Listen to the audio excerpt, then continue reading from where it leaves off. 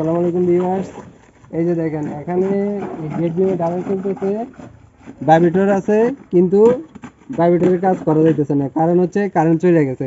ওইটা যে সময় ডালা দিছে ওই সময় ভাইব্রেটর মারছে, কিন্তু এখন যখন এটা ডালা দিতেছে কারেন্ট নেই, এখন আর ভাইব্রেটরের কাজ হচ্ছে না। আবার কারেন্ট আসছে তখন ভাইব্রেটরের কাজ হবে। তখন এই সময় আপনারা করবেন কি, এই এখানে যে এই 5 ফিটের যে রডটা আছে ওইটা দিয়ে আপনার এগুলো ভালোভাবে কোনাগুলো পুড়ে দিতে হবে, যাতে ভিতরে ফাঁকা জায়গা না থাকে। এই জিনিসটা আপনারা খেয়াল রাখবেন যারা মিস্ত্রি আছেন।